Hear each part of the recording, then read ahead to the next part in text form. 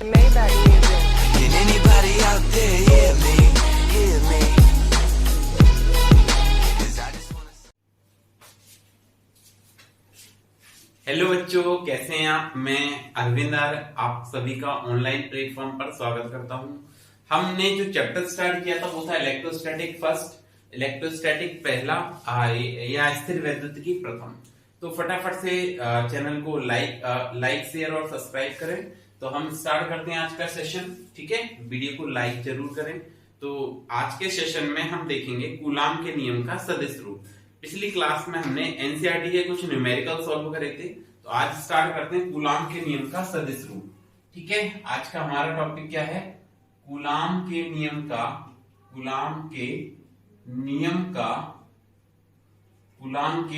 का सदिश रूप, vector form of coulombs law.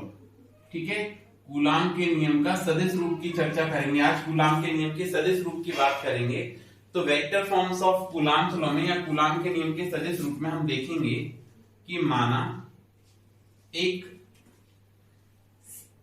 समतल ले लिया हमने एक्स वाई। ठीक है, इस एक्स वाई समतल में ये एक्स अक्ष हो गया, इधर ये वाई अक्ष हो गया और ये आपका जेड अक्ष हो गया। ठीक है, अब इस एक्स वाई जो समतल है इसमें दो आवेश उपस्थित हैं। एक हो गया Q1, ये मूल बिंदु हो गया O। इस एक्स वाई समतल में दो आवेश हो गए, एक हमने कह दिया Q1 और दूसरा आवेश कह दिया हमने Q2। ये पहला आवेश Q1 हो गया और ये दूसरा आवेश Q2 हो गया। ये Q1 और Q2 आवेश जो हैं वो मूल बिंदु O से स्थिति सदिश R1 वेक्टर एवं R2 वेक्टर पर स्थित हैं। इनके जो मूल बिंदु के सापेक्ष स्थिति सदिश हैं वो R1 वेक्टर एवं R2 वेक्टर हैं। जिस बिंदु पर ये दोनों आवेश उपस्थित हैं उन दोनों बिंदुओं को हमने A और B बिंदु माना। ठीक है, इन दोनों बिंदुओं को क्या कह दिया? इसको हमने A कह दिया और इस बिंदु को हमने क्या कह दिया? B। अब यहां पर क्या होगा? ये Q2 आवेश जो है वो Q1 आवेश पर बल लगाएगा और ये Q1 आवेश क्या करेगा? Q2 आवेश पर बल लगाएगा। तो सबसे पहले Q2 आवेश इस Q1 आवेश पर जो बल लगाएगा उसको हमने कह दिया F वेक्टर। ये जो Q2 आवेश है, Q2 आवेश Q1 पर कितना बल लगाएगा? तो हमने लिखा F वेक्टर 1 2, दूसरे द्वारा पहले पर लगाया गया बल। और ये जो है ये Q1 भी Q2 पर बल लगाएगा और ये Q1 Q2 पर कितना बल लगाएगा? तो हमने इसको लिख दिया F वेक्टर 2 1। ठीक है, पहले आवेश द्वारा दूसरे पर, Q1 आवेश द्वारा Q2 आवेश पर लगाया गया बल और ये F वेक्टर 1 2 मतलब Q2 आवेश द्वारा Q1 आवेश पर लगाया गया बल है। आप चाहें तो इस बात को यहां पर रिप्रेजेंट कर सकते हैं कि क्या लिखेंगे? माना XY समतल में Q1 और Q2 दो आवेश उपस्थित हैं। माना XY एक समतल दिया गया है, उसमें Q1 और Q2 दो आवेश उपस्थित हैं। ठीक है, फिर देखो Q1 आवेश जो है वो मूल बिंदु के सापेक्ष स्थिति सदिश R1 वेक्टर पर है और Q2 आवेश मूल बिंदु के सापेक्ष स्थिति सदिश R2 वेक्टर पर है। तब F वेक्टर 1 2 जो है, F वेक्टर 1 2 इतना लिखने के बाद आप क्या लिखेंगे? F वेक्टर 1 2 क्या है? ये Q2 आवेश द्वारा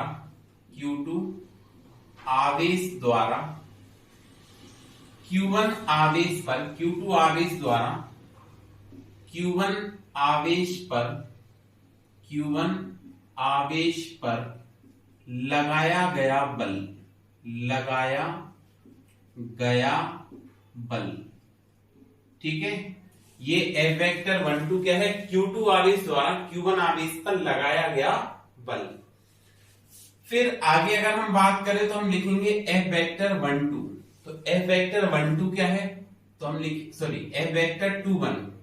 F वेक्टर 2 1 क्या है? तो Q1 आवेश द्वारा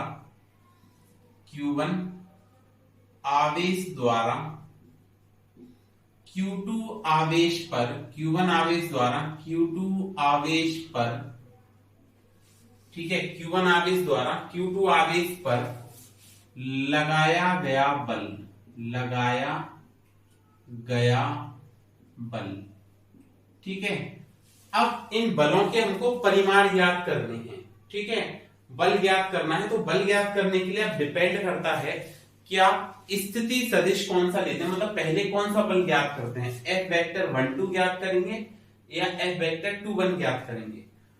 मान लो हमने ऐसा किया यहाँ पे कि Q1 आवेश द्वारा Q2 आवेश पर लगने वाला बल ज्ञात किया, तो स्थिति सदिश की दिशा Q1 से Q2 की तरफ बनेगी, मतलब विस्थापन सदिश जो है वो आपका किधर आएगा, Q1 से आएगा और किसकी तरफ जाएगा, Q2 की तरफ जाएगा विस्थापन सदिश। लेकिन अगर आप Q2 आवेश द्वारा Q1 आवेश पर लगने वाला बल ज्ञात करेंगे तो क्या होगा कि जो स्थिति सदिश की दिशा होगी वो Q2 से Q1 की ओर होगी, Q2 से Q1 की ओर होगी। मतलब जब Q1 द्वारा Q2 पर लगाया गया बल आप ज्ञात करना चाहते हैं तो स्थिति सदिश यहाँ पे बनेगा AB वेक्टर, लेकिन Q2 द्वारा Q1 पर लगाया गया बल ज्ञात करना चाहते हैं तो स्थिति सदिश बनेगा BA वेक्टर, क्योंकि फिर उस केस में दिशा B से A की तरफ हो जाएगी। ठीक है, आप समझ पा रहे हैं इस बात को। ठीक है, तो सबसे पहले हमने क्या करना है, हमको ज्ञात करना है कि Q1 आवेश द्वारा Q2 आवेश पर कितना बल लगाया गया है, इसका हमको सदिश फॉर्म ज्ञात करना है, इसका हमको वेक्टर फॉर्म ज्ञात करना है। तो वेक्टर फॉर्म ज्ञात करेंगे, उसके पहले हमको ये विस्थापन सदिश ज्ञात करना है। तो विस्थापन सदिश ज्ञात करने के लिए हमने क्या किया, यहाँ पे लिया त्रिभुज, एक त्रिभुज लिया, कौन सा, OAB, दिशा के अनुसार लेना है त्रिभुज भी आपको, O से A की तरफ दिशा है, फिर A से B की तरफ है, तो त्रिभुज OAB में, त्रिभुज OAB में सदिशों के योग के त्रिभुज के नियम से, सदिशों के योग के, सदिशों के योग के, सदिशों के योग के त्रिभुज नियम से, त्रिभुज नियम से सदिशों का योग के त्रिभुज का नियम लगाएंगे हम इसमें, कौन से, त्रिभुज OAB में सदिशों के योग के त्रिभुज के नियम से। तो आप क्या लिख पाएंगे, यहाँ पे दिशा क्या है, पहले O से A है तो हम लिखेंगे OA vector, OA vector plus, देखो O से A, फिर A से किधर की तरफ है, B की तरफ है, तो हम लिखेंगे AB वेक्टर। तो हम क्या लिख पाए इस बात को, हम लिख पाए OA vector plus AB vector बराबर आएगा किसके, OB वेक्टर के बराबर आएगा। ये बात आप समझ पा रहे हैं। लेकिन इससे पहले हमने कुछ बातें मानी थी, क्या हमने ऐसा माना था, माना क्या, माना कि जो हमारे पास OA वेक्टर है वो R1 वेक्टर है और जो हमारे पास OB वेक्टर है वो R2 वेक्टर है, ऐसा हमने लिखा। OA वेक्टर जो है वो कितना है, R1 वेक्टर के बराबर है OA वेक्टर, और OB वेक्टर जो है वो किसके बराबर है, R2 वेक्टर के बराबर है। तो हमने एक त्रिभुज लिया OAB में, सदिशों का योग का त्रिभुज का नियम लगाया। अब आपको वैल्यू मान किसका ज्ञात करना है, AB वेक्टर का, A से B की तरफ विस्थापन सदिश ज्ञात करना है, तो इसको इधर पक्षांतर कर दें। तो हम क्या लिख पाएंगे तो सॉरी, हम क्या लिख पाएंगे, AB vector equal to OB vector minus OA vector. ठीक है, OB वेक्टर का मान हम लिख पाएंगे, OB वेक्टर है हमारे पास कितना, R2 vector minus OA vector है हमारे पास कितना, R1 वेक्टर। ठीक है, क्या है ये, R2 माइनस R1, और R2 माइनस R1 को अगर आप यहां पे लिखेंगे तो आपका आ जाएगा ये R12 वेक्टर। क्या लिख पाएंगे, R12, R12 को आप चाहें तो R2 माइनस R1 लिख सकते हैं। R2 माइनस R1 या R12 एक ही बात है। ये जो है क्या लिखा है यहाँ पे हमने, अगर आप ऐसे लिखते हैं कि R2 माइनस R1 ये किसके बराबर होता है, R वेक्टर 12 के बराबर होता है। ठीक है, R2 माइनस R1 किसके बराबर होता है, R वेक्टर 12 के बराबर होता है। क्या आप ये बात समझ पा रहे हैं, इसको क्या लिख पाए हम, R2 माइनस R1।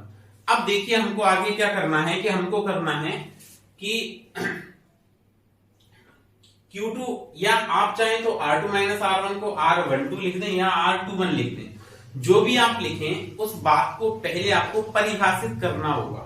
समझ में आ रही है, जैसे आप अगर यहां पर जैसे हमने परिभाषित कर दिया कि F वेक्टर 12 जो है वो Q2 द्वारा Q1 पर लगाया गया बल है, F वेक्टर 21 जो है वो Q1 द्वारा Q2 पर लगाया गया बल है। ऐसे ही अगर हम इसको परिभाषित करेंगे कि R2 माइनस R1 जो है वो ए बी वेक्टर के बराबर है, या आर वेक्टर 1 2 जो है वो ए बी वेक्टर के बराबर है। ठीक है सॉरी, अब हम यहां पर इसका सदिश रूप ज्ञात करते हैं। तो Q1 आवेश द्वारा Q2 आवेश पर लगाया गया बल कूलाम के नियम से। ठीक है, बल का हम सदिश रूप ज्ञात करते हैं, तो बल का सदिश रूप कौन से नियम से ज्ञात करेंगे? कूलाम के नियम से। ठीक है, तो हमने क्या लिखा है यहाँ पे, Q1 आवेश द्वारा Q2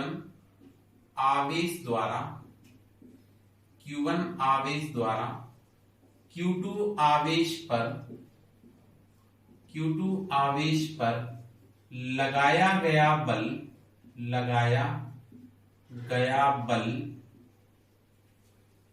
कूलाम के नियम से, लगाया गया बल कूलाम के नियम से।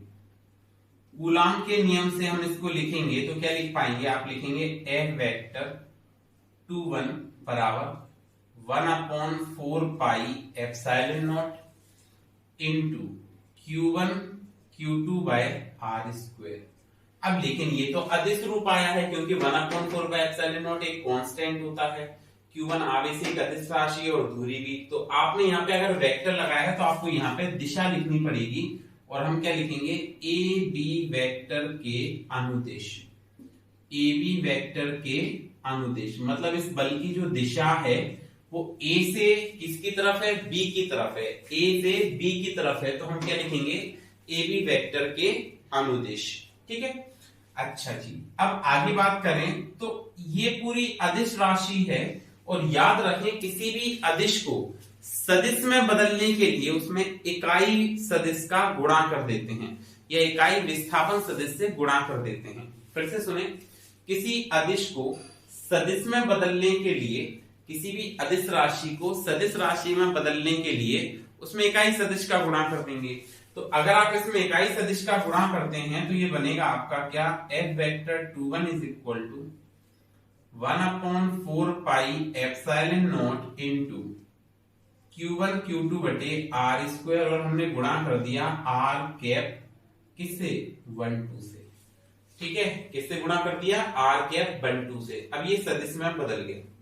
अच्छा, एक बात और ध्यान रखें, क्योंकि हमने पढ़ा कि R कैप बराबर होता है R vector upon mode of R vector.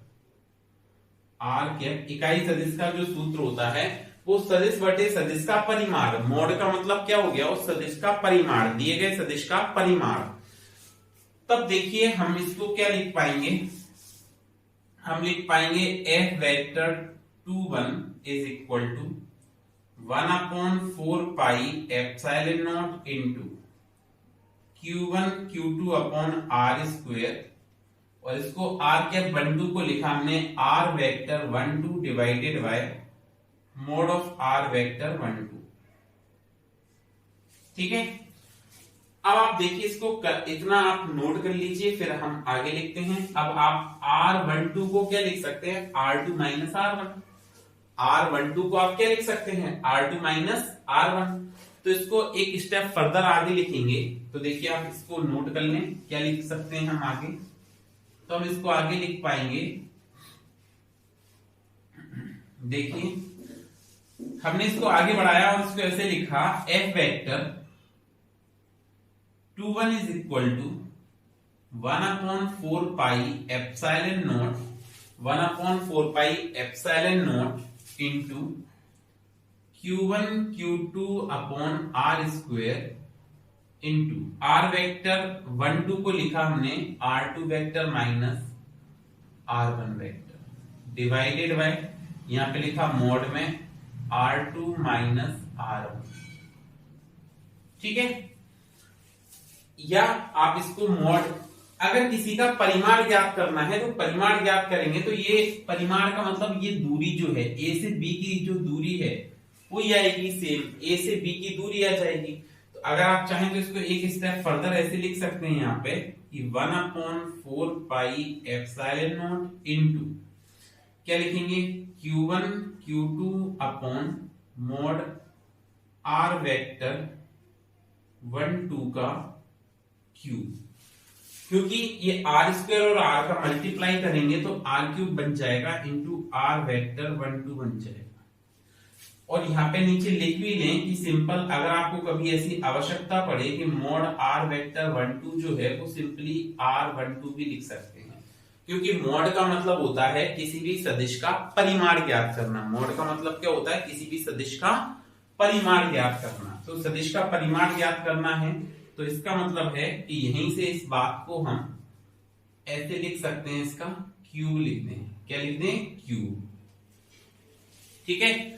अच्छा, एक स्टेप फर्दर लिखेंगे इसको, तो आप लिखेंगे f vector 21 is equal to 1/4 pi epsilon not into q1 q2 upon mod r2 vector minus r1 vector का होल क्यूब और into r2 vector minus r1 vector.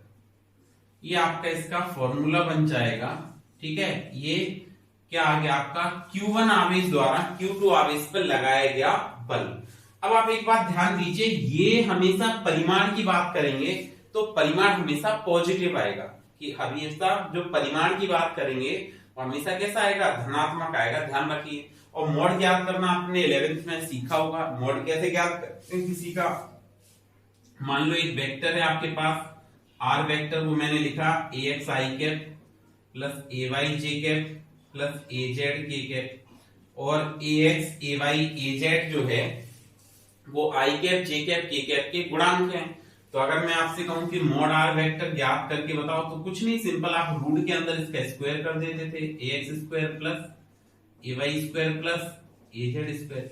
इसका मतलब जब भी आप रूट स्क्वायर करेंगे तो ये वैल्यू हमेशा पॉजिटिव आनी है। कैसे आनी? हमेशा पॉजिटिव आनी है। ठीक है। तो ये हो गया आपका समीकरण नंबर 1। ठीक है, इतना नोट कर लीजिए। अब हम कैलकुलेट करते हैं इसके आगे की बात। Q1 आवेश द्वारा Q2 आवेश पर लगाया गया हमने बल ज्ञात कर लिया। अब बात करते हैं क्या? Q2 आवेश द्वारा Q1 आवेश पर लगाया गया बल। इसके बाद ठीक है, तो नेक्स्ट टॉपिक है हमारा Q2, मतलब इसी में आगे फर्दर हम क्या लिखेंगे? Q2 आवेश द्वारा, ये तो पहला स्टेप आया है। अब हम क्या लिखेंगे? Q2 आवेश द्वारा Q1 आवेश पर लगाया गया बल। तो हम लिखेंगे Q2 आवेश द्वारा Q2 आवेश द्वारा Q1 आवेश पर, Q2 आवेश द्वारा Q1 आवेश पर लगाया गया बल, लगाया गया बल कूलाम के नियम से, लगाया गया बल कूलाम के नियम से, कूलाम के नियम से। तो हम कूलाम के नियम से क्या लिख पाएंगे इसको? F वेक्टर 12, 21 की जगह हम क्या लिख पाएंगे यहाँ पे? F वेक्टर 12, और F वेक्टर 12 बराबर आप लिखेंगे 1/4 pi epsilon not Q1 Q2 upon r square. अब सेम बात ये है, तो यहाँ पे ये सदिश रूप है और सदिश को, किसी भी अदिश को सदिश में बदलना पड़ेगा। अब की बार विस्थापन सदिश, देखो Q2 द्वारा Q1 पर बल लगाया जा रहा है, Q2 द्वारा Q1 पर बल लगाया जा रहा है, तो विस्थापन सदिश की दिशा पहले से ठीक विपरीत हो जाएगी। मतलब अब की बार जो विस्थापन सदिश है वो कुछ इस दिशा में जाएगा। तो हम क्या लिखेंगे कि इस बल की दिशा क्या आएगी? तो हम लिखेंगे BA वेक्टर के अनुदिश। बल की जो दिशा आएगी वो क्या आएगी? BA वेक्टर के अनुदिश। ठीक है, फिर से वही बात, इसको अदिश, ये पूरा अदिश है ये वाला टर्म, तो इसको सदिश में बदलने के लिए इकाई सदिश से गुणा कर देंगे।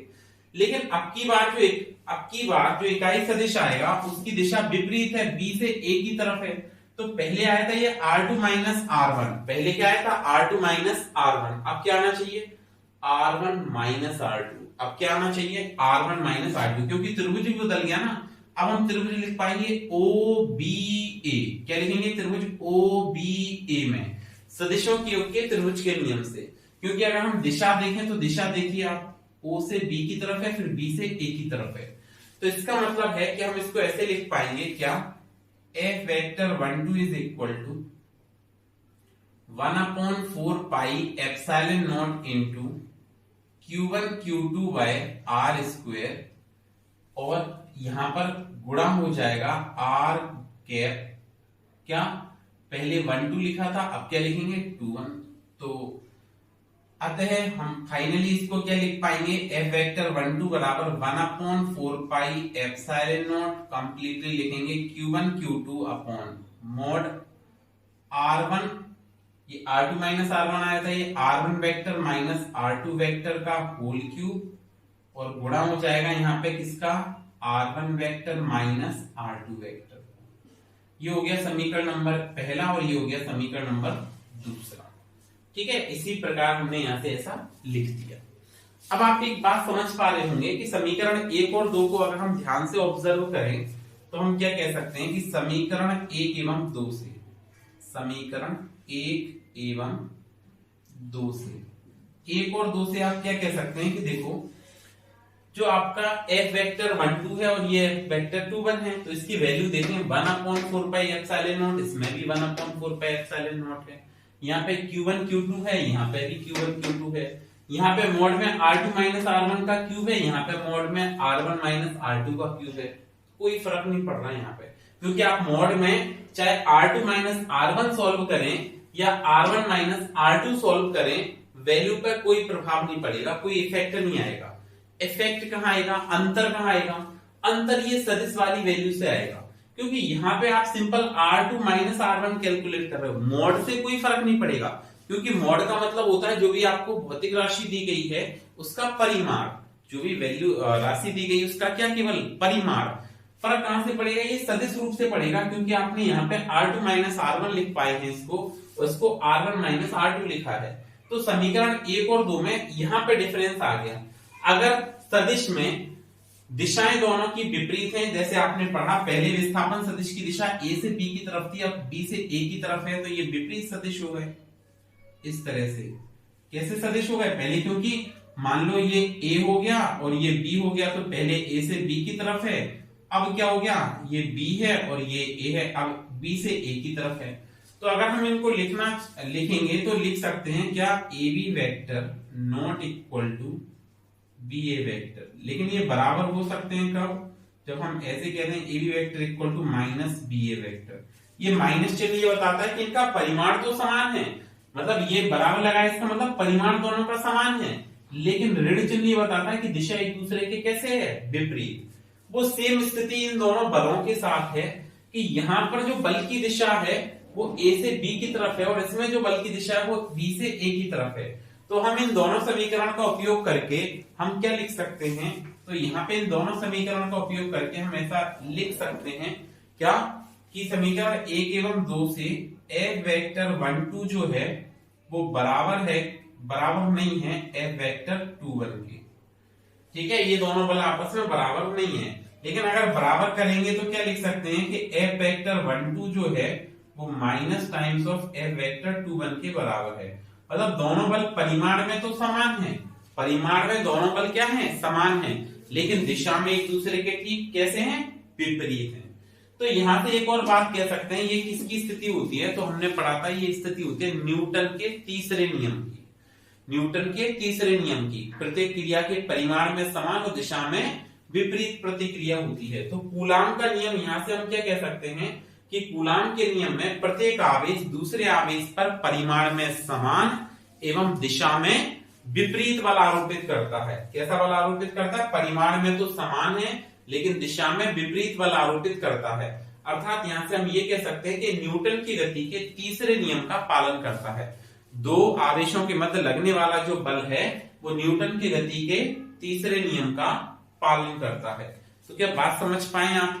ठीक है, तो आज हमने पढ़ा न्यूटन कूलाम के नियम का कौन सा रूप, सदिश रूप। ठीक है, नेक्स्ट क्लास में एक और नए कॉन्सेप्ट के साथ मिलेंगे, तब तक पढ़ते रहिए, सुरक्षित रहिए। Thank you.